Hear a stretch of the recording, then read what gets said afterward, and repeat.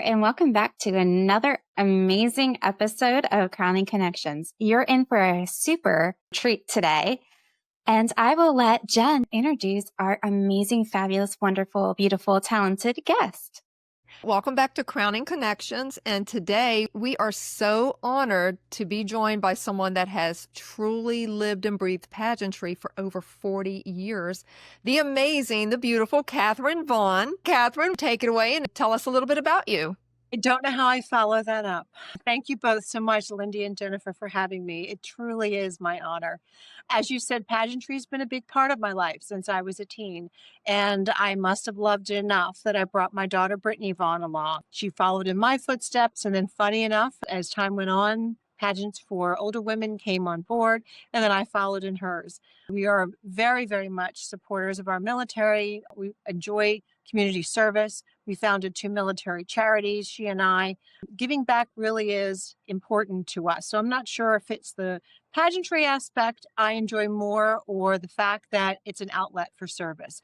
Either way, I love this business more than anything and what it can do to impact the lives of young women who, in my opinion, if they walk around with a crown, great. But if they walk away with more than they came with in their heart and in their minds to know that they are valued, then it was a successful weekend. I love that. Can you share a little? 40 years. That is amazing. I don't know how, because you look phenomenal. You don't look over 40, so it's amazing. But can you tell us a little bit about that? What does that mean to you to have started so long ago and still be active and involved? Well, thank you. My birthday's next week and I turned 62. So thank you. I am well preserved, as my daughter would say. What does it mean to me? Pageantry is one of those things where you're either going to love it or you're going to hate it. I've done it for so long and I've seen it from every angle. I've worked as a state director. I've worked at the national level as director of strategic development for a system. I've come back and been a judge. I do a lot of work with the Miss America system, where I work with the team from New Jersey that goes to Miss America every year. I'm in my 6th or 7th year preparing them as a mock judge and also as a judge's chair. It deepens me as a person because I get to watch the evolution of these women. I'm still friends, and we chatted prior to going on air. I'm still friends like you are with women that I've met when their kids and my daughter were competing, and we still stay in touch. This is a business you're either going to love or you're not. If you get bitten by the bug, you're going to be bitten forever. If you're not, then it's not for you. So, but the changes, they're unfathomable. Miss America no longer does swimsuit. We have all the other changes that have come about, Miss America Fit, all kinds of changes across the spectrum. There weren't coaches when I was competing. There weren't hair and makeup people when I was competing. It's become an industry that's just blown up and not for everybody, but I mean, it's cooled somewhat over the years. I was in the 80s, so in early 80s. I would recommend it highly to any young woman and to any mom who wants to see her child grow and evolve as a human. What has been your favorite title that you have had? My favorite title, besides mom, I don't know that I have a favorite. I have them for different reasons. I've had two national crowns that I have really appreciated. But the favorite title, I don't know that I have one. Anytime it's going to include service or have a focus on service, that's really important for me. So many systems, though, say they focus on service and say it's really important for you to get out in the community and they want to see what you're doing, but they don't mean it necessarily. They need to hold title holders accountable across the board, in my opinion. And that starts with the judges. I hope systems pick judges who really are looking for someone who's going to work and get out into the community and show what the system's about. So for me, any system that I participate in, I really want them to focus on holding us accountable for service. Because in my opinion, if you are capable, you need to give back. And that's the only thing that's going to deepen you as a human, is to show how others are living and then do your best to improve that life. That is so true. And you had mentioned in your bio that, I guess, for those that do choose to compete, or maybe they're thinking about competing, you said that we should choose our systems wisely. Can you explain a little more, maybe to someone who hasn't competed before and they're considering it and, they're just trying to check out all of their options? Choosing your system wisely is really important. When I work with women, young women, women of every age, I really ask them if they're looking for a system. I ask them, what are they looking for? Are they looking for a Miss America level system, a Miss USA, which are very, very different?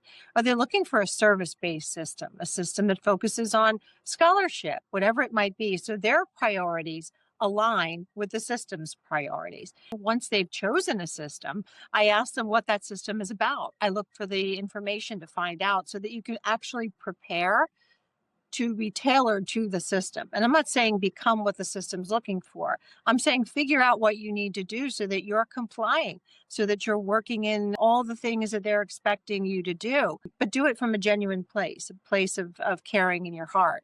The biggest thing is always remain true to who you are, no matter what system you pick. Make sure that you're aligned with them enough that you'd be proud to wear that crown. What you said is true and accurate. I think there's so many people that see what a pageant is on the surface and want to apply for it. And then when they get there, they realize that their personal values don't align with the pageant values.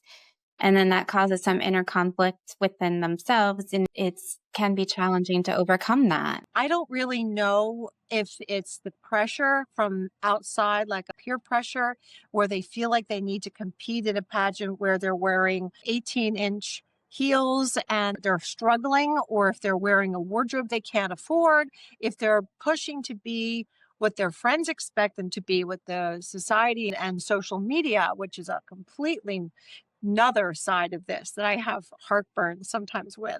For you to be successful in a pageant, for you to be really successful, meaning beyond the crown, you need to leave there better than when you got there. If a system's going to beat you up because you're not really choosing one that fits for you at your level of competition, at your wardrobe level, that's expecting a wardrobe level, then you're not going to leave there fulfilled. You're not going to leave there feeling like it was a good experience, regardless of outcome. So it's really important. You're right. Align with your values and align with where you are in that pageant journey. That's great advice. And I can tell you from starting, back, I had shared with you that I competed as a little girl, but then boy, is it a whole different ball game between teen to going into the Mrs. or the Ms. divisions. It is just an entirely different world. And I'll be honest, I was not prepared when I first got back into it, but I love it.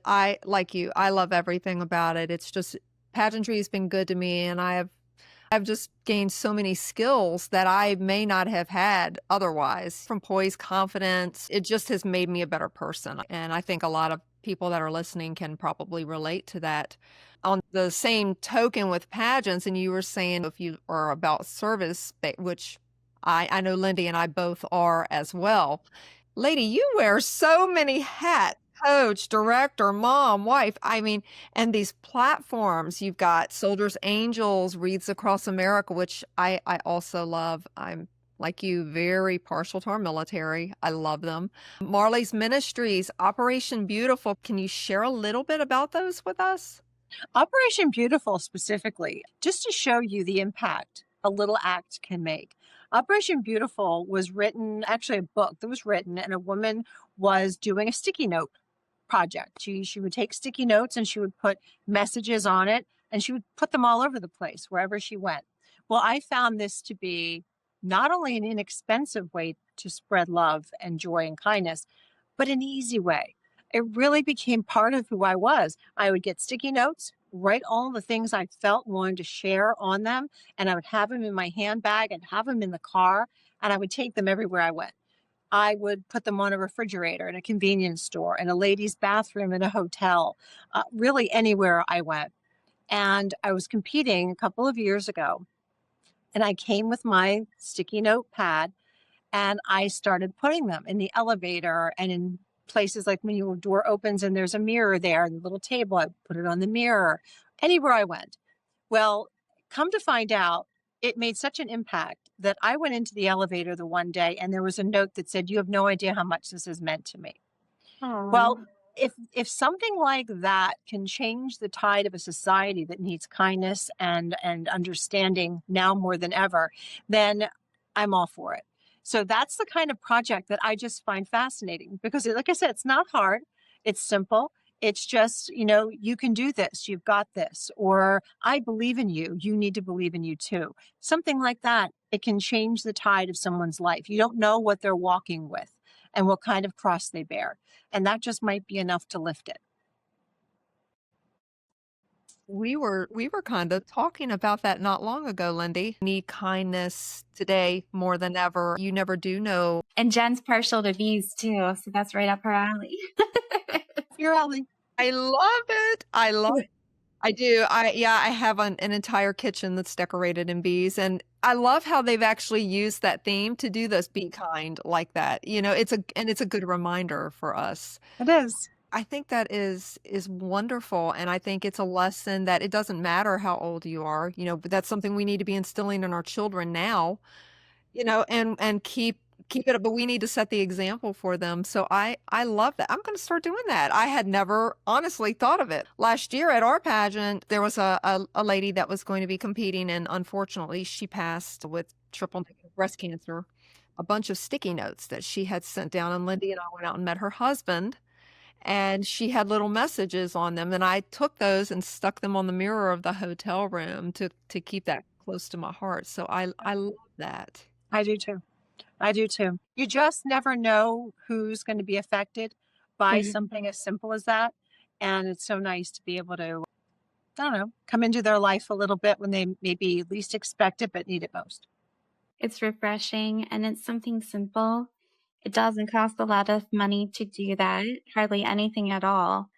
And, it's just a little something that does go a long way. I think that's wonderful. So often we're in our routine. We've got places to go, things to do. We tend to rush through life. And I have a 5-year-old grandson now that starts first grade in a couple weeks. I am having anxiety over this, and the algorithm on Facebook must know, because I'm getting all of these posts about, don't worry, first grade is kindergarten, da, da, da, da, da. I'm like, no, it's going to be terribly emotional that day.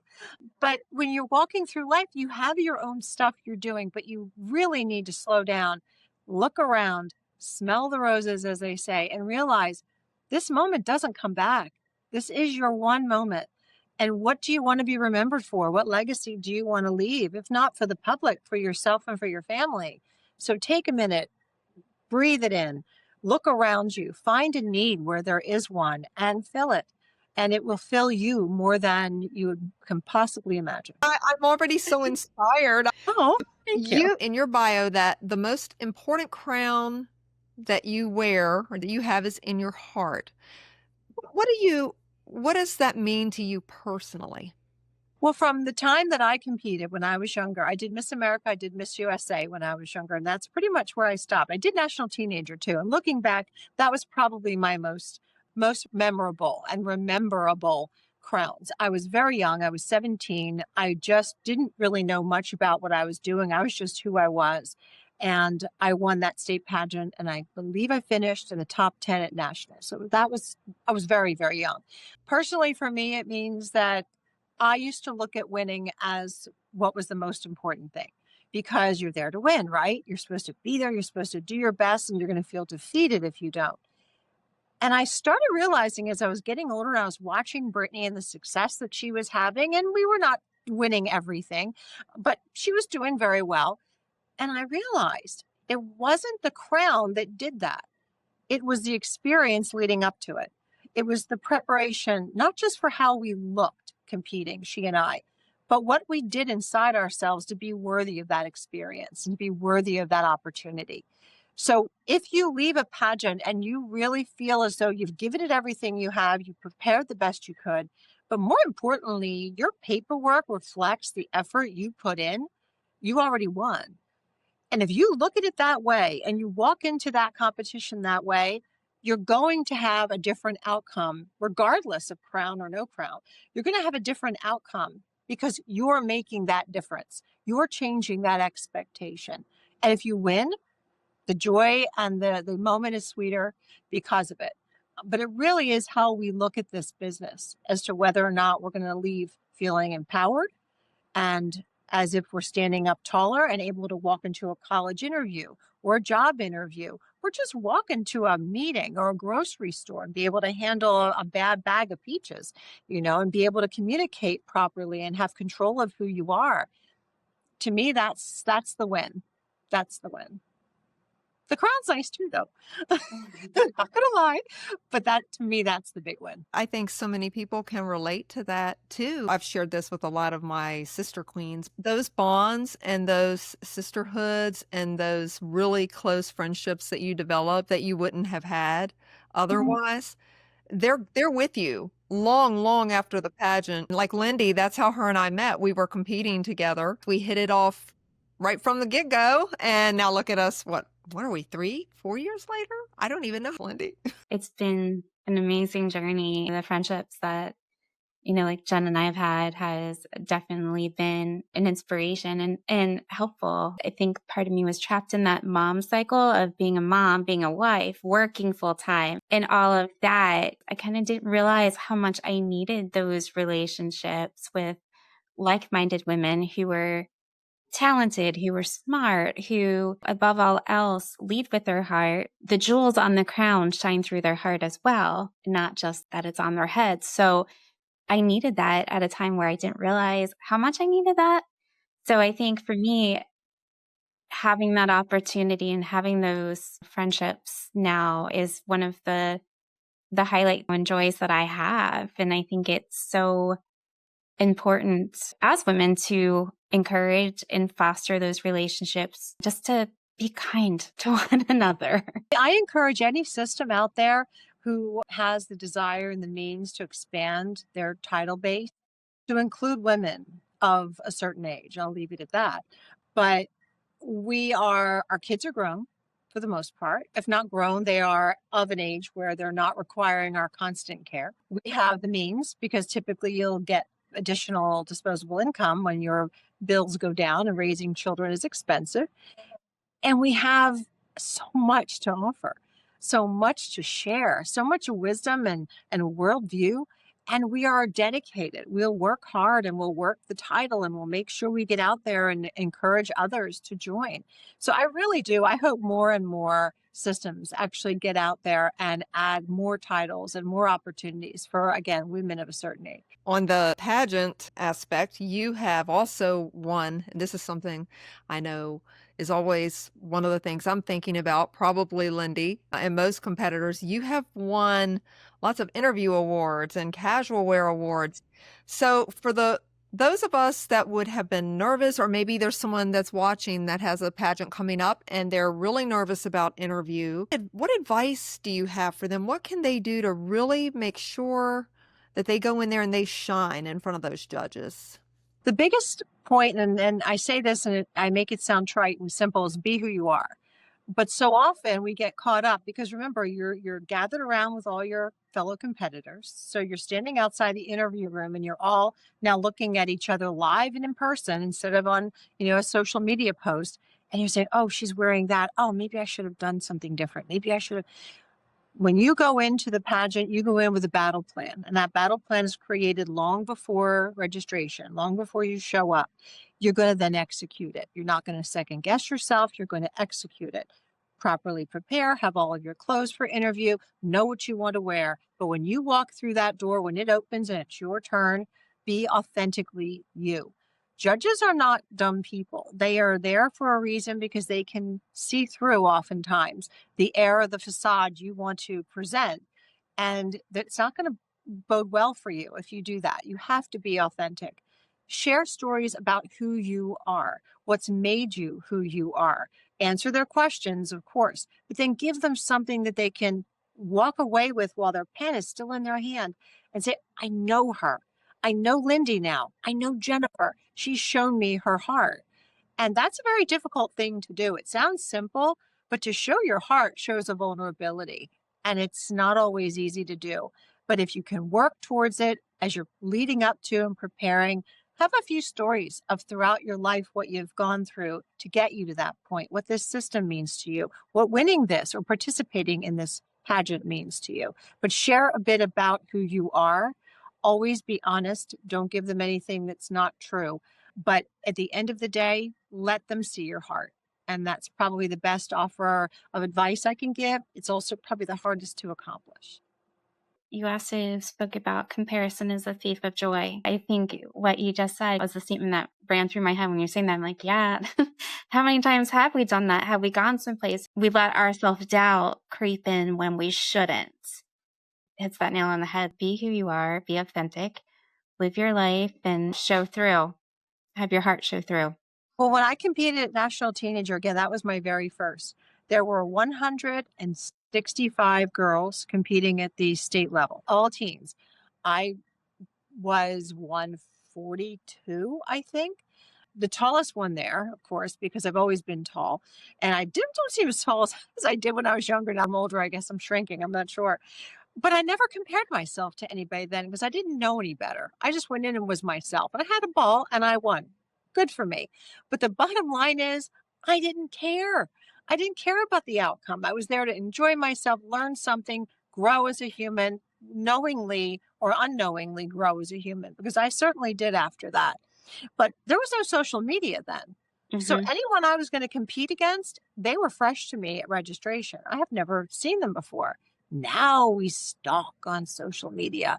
Let's see who's competing. Let's find out what she's about.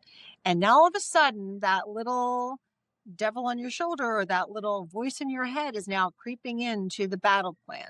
And you're undermining yourself and you're sabotaging your efforts because now you're comparing yourself to these people. Now you've got an idea in your head and now registration comes. And now they're live and in person. Like, oh gosh, now what do I do?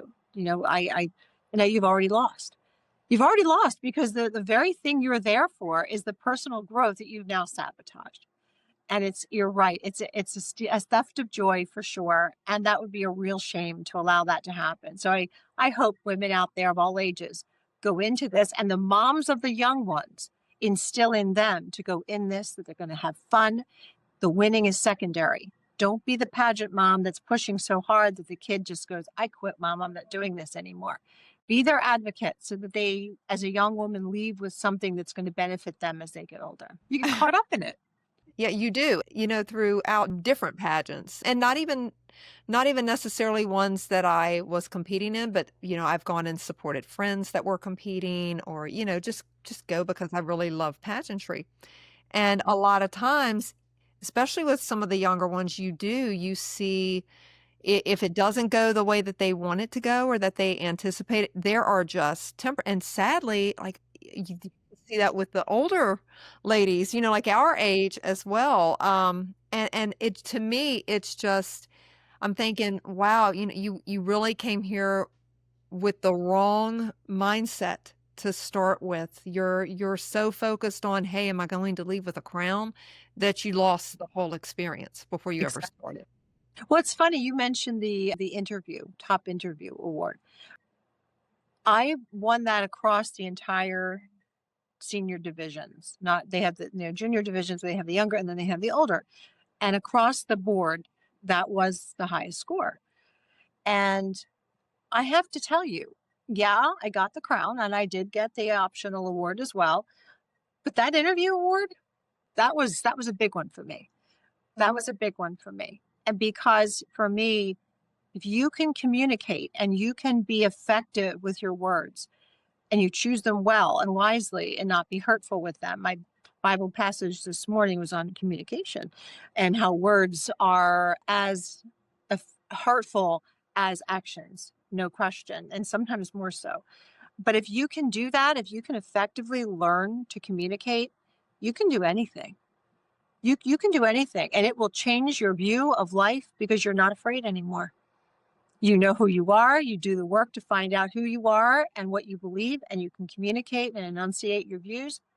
There's nobody who can stop you then. So that award really meant the most to me, believe it or not, of the entire weekend. I won the Spirit of Pageantry Award a few years ago, and that's the same thing. I was grateful to get that, to have the crown and be crowned, but that meant so much to me. I just felt, I don't know, that showed my heart, I feel like, and like you, that you worked hard for that, but you didn't at the same time because that's naturally who you are. So I think it, it all just kind of wraps up in a nice little bow. Yeah. Well, and it's funny because I know Jennifer and I have talked about this. When I work with our New Jersey delegates are going to Miss America and the ones who are competing, to walk the Miss New Jersey stage, my job for the most part is current events, and it's teaching them to think, helping them to understand. You don't need to be, a Nobel laureate. You don't need to be winning a Nobel Peace Prize. You don't need to be Henry Kissinger. You just need to know how you feel about issues that affect you, like men and women's sports, like issues that are going to affect you in college about tuition reimbursement or student loan forgiveness, that sort of stuff.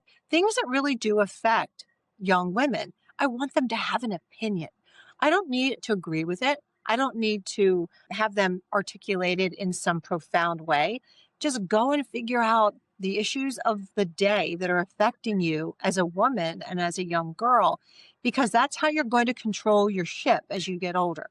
Your ship will rise and fall with the tide, and you're going to be rudderless and unable to control it unless you have a firm grip on the wheel and you know how to navigate that. And the only way to do that is to know what's going on. And it's just critical. And I hate to say it, but for women, it's power. Knowledge is power. And that's the greatest way to gain it. Profound. It's funny because you these are things we've talked about, just in general conversations before, and then you're saying it's like, wow, there goes that confirmation. We were just discussing this, and now Catherine has just come out and confirmed it for us. So but it's very true. I think if you don't know what you stand for and what you believe in, there's no way you can articulate that to anyone else. And in a competition like Miss America or Miss USA, that's important, or it's important for any age. But I think you're absolutely right about that. Yeah, it's a great opportunity. And like I said, I consider pageantry a modern day finishing school, where girls used to get sent off to boarding school, or the Downton Abbey world. This to me is that, if you look at it that way, the modern day finishing school. And you can tell, you look on the news, you see anchors here and there, and you go, oh, she's a pageant girl. She's got to be, because she looks at the camera, she answers the questions. She doesn't have a dialect of any kind. No one knows where she's from. Yeah, it kind of sneaks through into day-to-day life. I love it. I just love it. I know this is kind of shifting gears now, but again, you have so much information that we really want to get out there, and we want to be able to share the causes and the things that you advocate for that are important to you. We'll make sure that we get all of that pushed back out to our listeners, because it's important. And that's really what the podcast is about, just sharing not just our story, but yours.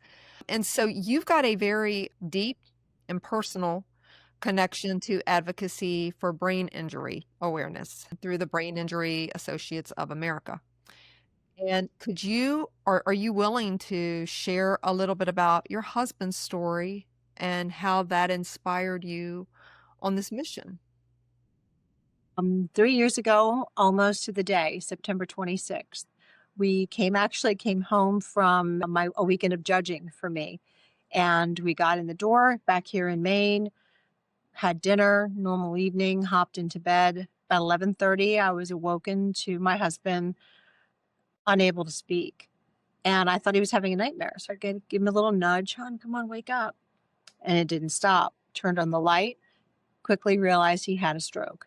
Knowing the acronym FAST, I was able to call them, the numbers, and I can't say it loud because ALEXA will dial it, but call the numbers. They came, they quickly got him to the hospital, and it was the scariest event in my entire life.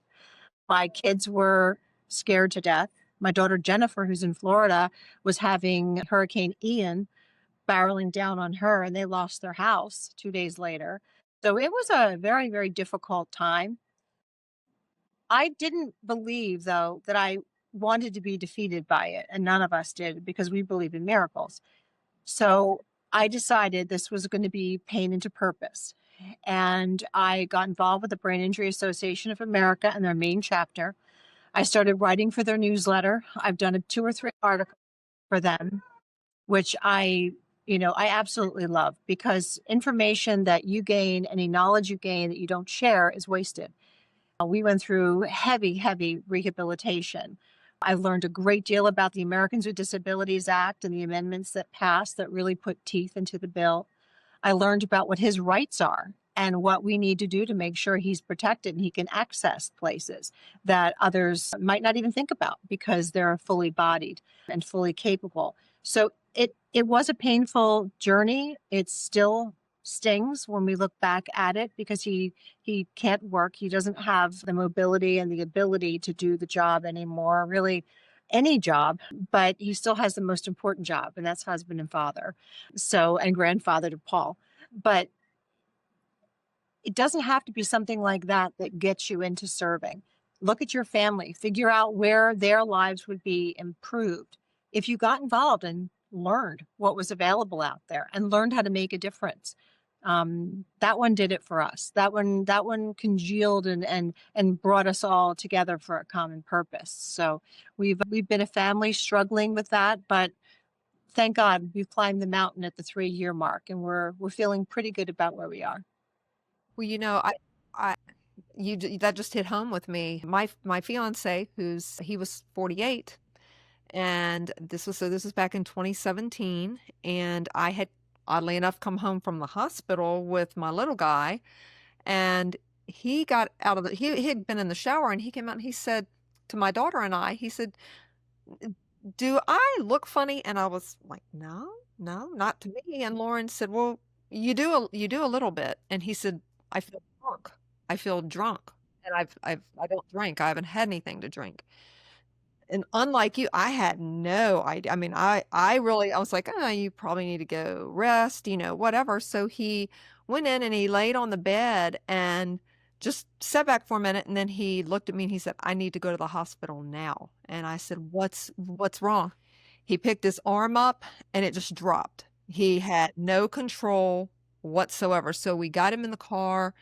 I got into the emergency room, and it was horrible. They told me, they're like, "Well, could you help him walk in?" Now, mind you, I'm not a large person, and he's about 240-ish. And so we were walking in, and I said, "Can you get a wheelchair? I don't know if he can walk." And by now, he was completely leaned. Everything had shifted. Like his whole body was to the side. And so I'm trying to hold him up, but he's literally leaning on me because he can't control his movement at all. And so we go through this whole process, and they said, "Oh, well, we'll get him to get checked out, but he's 48 and he's probably got the flu." And I said, "This is not the flu." Well, Mm-mm. then, I don't know how it was for your husband, but his head started spinning. He got really dizzy, upset stomach. And the nurse ran out in the hall to me and she said, "I can't deal with puke. I need you to go in with him." And I mean, I don't even know what I must have looked like. I thought, what in the world kind of hospital is this? I don't know. I don't know if I want him. But, we still didn't have a clue what was happening. But he told me, he said, I really think I'm having a stroke. And I'm like, "Too young. You work out every day, you skate. I mean, you do all these things." Sure enough, he had not one, but 2 ischemic strokes. Oh my word. Yeah.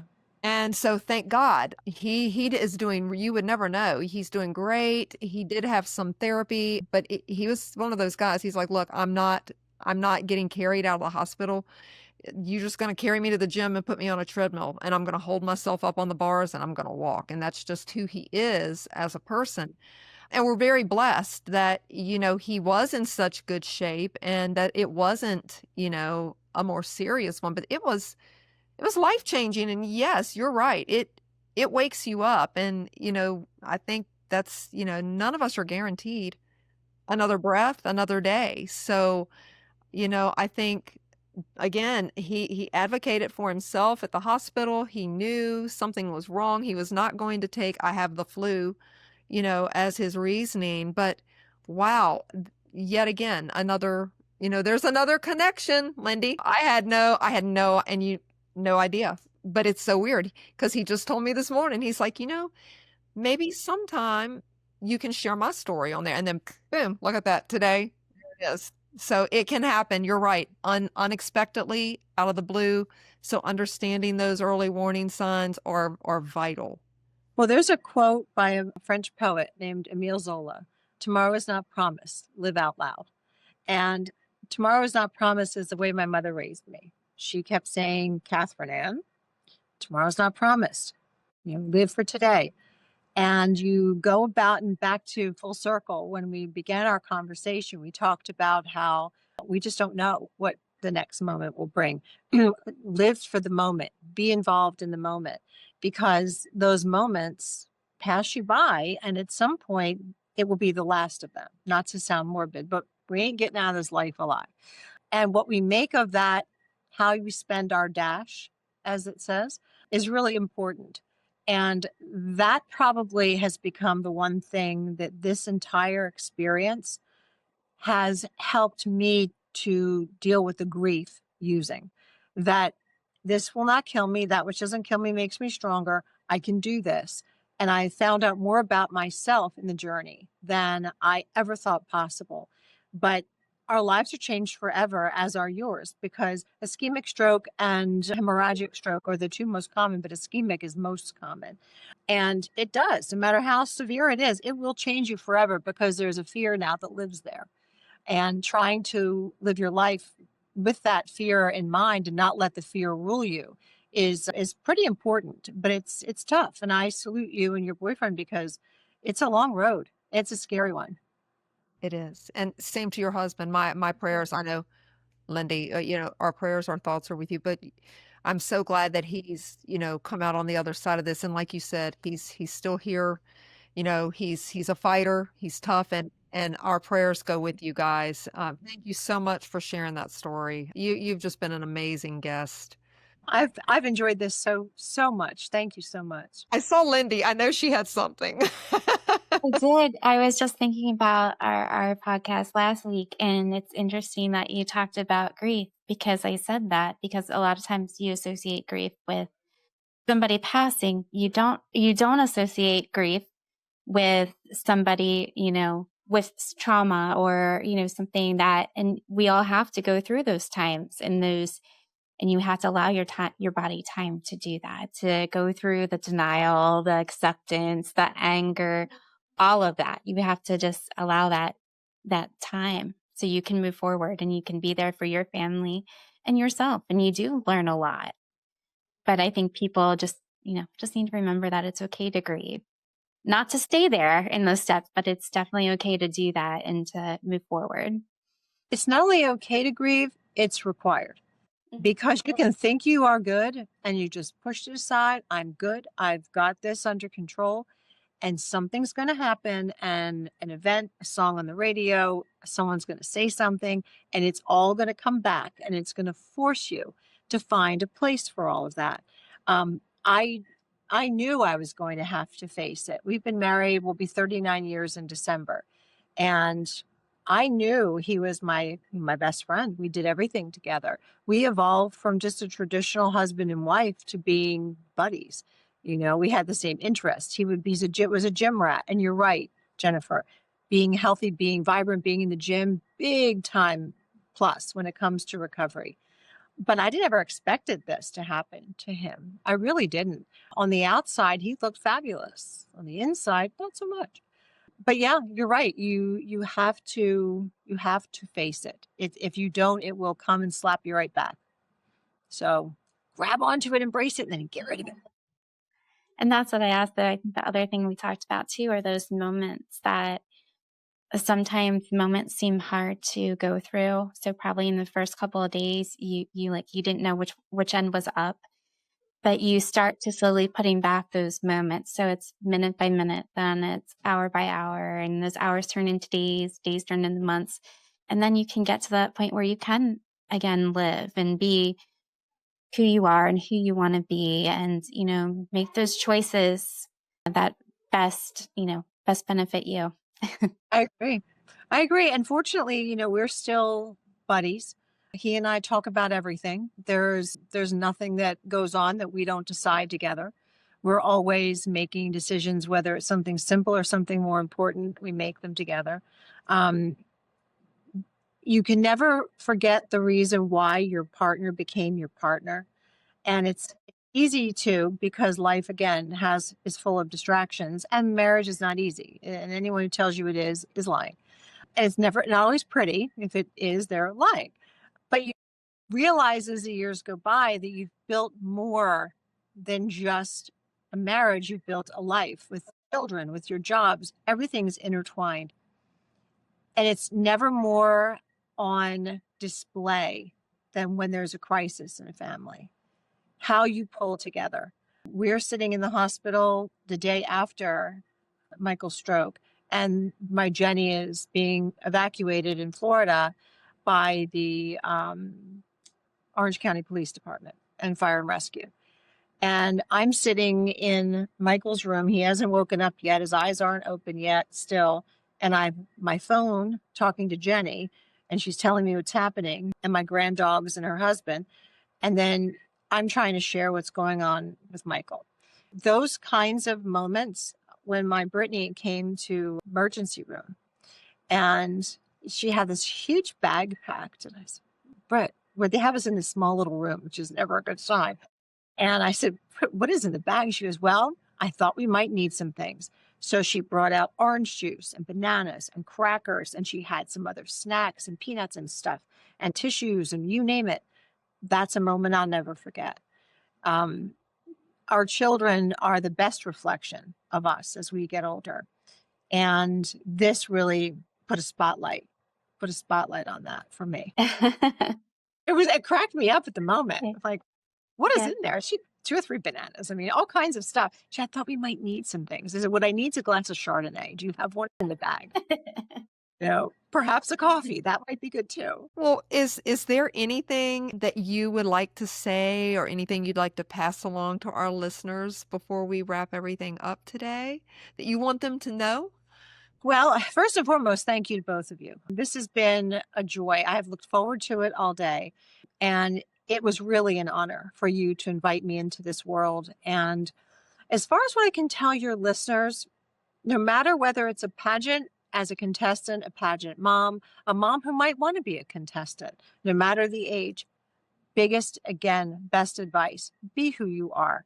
If you have to change who you are for a system or a job or anything that you're seeking, it's not for you, because you'll never be able to sustain that. And eventually you'll lose who you are. And same thing in life. No one's expecting you to be Superman or Superwoman all the time. We're allowed to cry, and we're allowed to feel defeated, and we're allowed to feel overwhelmed. We can't, like you said, Lindy, we can't stay there, but you're allowed to feel that. That's being human. And just enjoy your life. Tomorrow's not promised. Get out there and grab it with both arms. Well, I definitely love that. And I definitely think we might need to have you come back, and because I think there's a lot more about you that our listeners would find interesting. And, so I hope you would be willing to come back for us. I would love it. You twisted my arm. I'm definitely, I'm down for the challenge. You enough for being so willing and gracious to come on and share your stories and the things that are important to you with our listeners and with Lindy and I. We just love you. We can't thank you enough. So, love you guys too. oh, well, guys, as always, thank you so much for tuning in to Crowning Connections this week. And we hope that everyone will remember that your stories matter. Your stories are important. They're yours. They are uniquely yours. So if you have one that you want to share, or you know someone that might want to share, please tell them to get in touch with us, because it's not about, we say this all the time, it's not about Lindy and I, it's about all of you. So on that note, thank you so much for tuning in. We love all of you. Please like, share, spread the word, and be blessed until next time. Take care.